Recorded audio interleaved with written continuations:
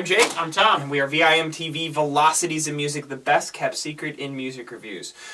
We're wrapping up 2013. Yep. One last album release that just came out from a band or artist called under the alias of Mutual Benefit. It's a singer-songwriter project by a guy named Jordan Lee. This is his first album called Love's Crushing Diamond, which to me sounds like this would be a metal album, just like death metal.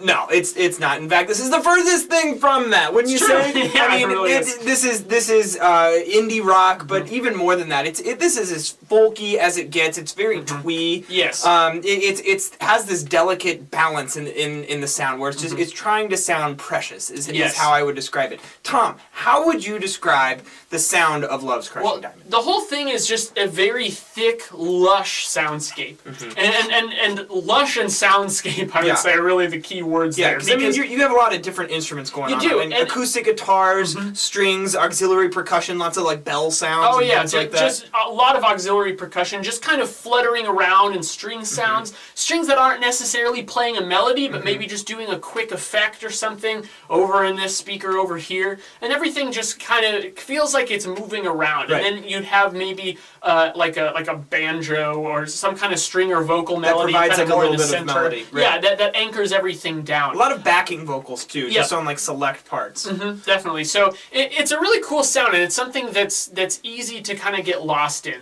It reminds me a bit of like Sufjan Stevens or Grizzly Bear or Youth Lagoon, and kind of its nostalgia. Yeah, absolutely. I think you hit the nail on the head, especially with the Grizzly Bear comparison. The vocalist sounds like the vocalist of Grizzly Bear, except he's never quite as animated as the vocalist of Grizzly Bear. That's true. It's always, the vocals on this album are part of the like key essence of the sound and really understanding the message of what Love's Crushing Diamond is trying to convey, particularly in the lyrics. But as far as like the vocal melodies are concerned, but nothing about this album moves quickly. This album is all about subtle adjustments, kind of like you're like floating in a wave pool almost, and like that's the way the whole album kind of has this feel. It's a very fluid, beautiful kind of sense to it, but at the same time, there's nothing stark, there's nothing like real jarring about any of the parts. There's also not a lot of huge dynamic contrast shifts. Yes, that's very true. Now, there are dynamics, it's just they happen very slowly. You have very, very slow crescendos and decrescendos. Which is kind of odd considering this is a relatively short album. Yeah. It's only 7 tracks, and this isn't like a Dream Theater album where there's 7 tracks and they're each 10 minutes. Right. I think they average at maybe like 5 minutes a track. Sure. And there's several like 3-minute tracks on here that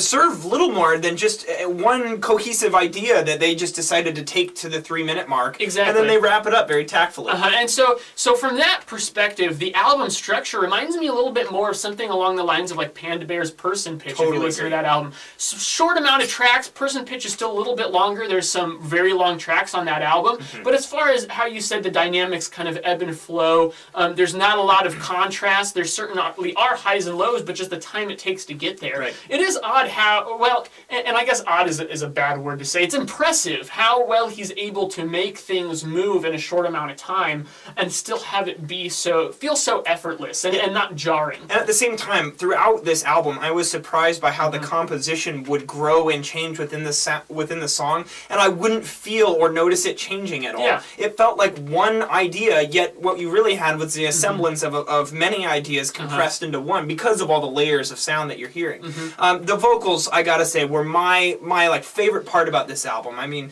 talk about colorful. Like the guy just knows how he has this like wispy airiness to his vocals, much like the guy from Grizzly Bear, and it gives this real like sense of emotional appeal. The things that he's singing about are important, and that alone provides me a sense of warmth that I'm invested in what he's singing about and the sounds that he's surrounding his voice with. That's right. His vocals are emotive. There's a hint of desperation to them, but not like he's fallen off the edge. Right. It's enough to kind of pique your interest and definitely suck you in that way. Now, we mentioned the dynamics a little bit, and while I think it's cool how he's able to kind of grow them and then bring them back down, I will say that for me, hell, I even said this about Fiona Apple's latest album, and everyone loved that, and I really liked it too, but still something that holds me back a little bit about even really good albums is when I feel like they just don't hit a real climax, when I feel like it never goes up to 10. I always really like that. That's just the way I listen to music. I would have liked some moments in here that even packed a little bit more of a punch. You could certainly argue that would even work against some of the more delicate structures and balances that he's trying to achieve. But, to each his own. It just depends on how you're listening to it. It depends on how it was done, too. Yeah. I definitely agree with you. This album, if anything, what it lacks is a sense of just grand achievement. It never, the songs never build to this point that it knocks you off your feet. It's all about the subtleties. Yes. And that is what they set out to do. So I applaud them for that. I just wish that at some point during this album, maybe 1-2 times towards the back of the album, even after they set the stage, they would just increase the intensity a little bit. Like, what they've done is they create this really delicate, beautiful soundscape that is just real fun to listen to, just to dig up, to feel all the emotion and to dig apart all the instruments and inspect all the elements going on. But at the same time, like they're building this soundscape and they never really do anything with it. It's just the emotional appeal. That's all you're left with. Yeah, it's like I get the love's diamond, but not the crushing part. Yes, yeah. Let's crush the diamond at least once on the album. Crush it a little bit. I think that would be mutually beneficial to both fan and the now listener. I see what you did there. Do you? Yes. Awesome. Now, one thing I do want to say is the lyrics on this album, every single listen,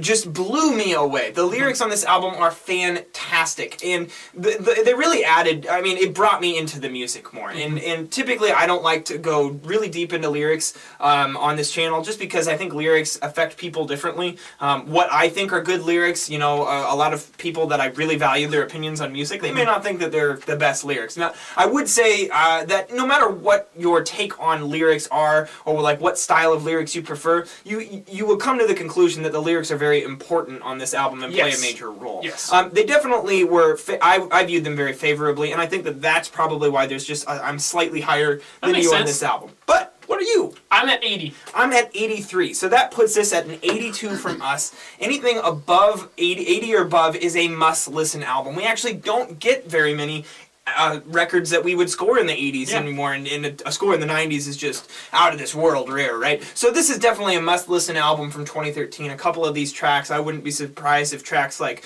Golden Wake or Advanced Falconry ended up on my best tracks of 2013 list. Definitely. But we're really curious about what you guys thought about Love's Crushing Diamond, the first album from Mutual Benefit. Please leave us a comment at www.velocitiesandmusic.com or youtube.com/velocitiesandmusic. As always, follow us on Twitter, like us on Facebook, let us know what albums you would like to see us review on this channel. I'm Jay. I'm Tom. And we are VIM TV, moving music critique forward.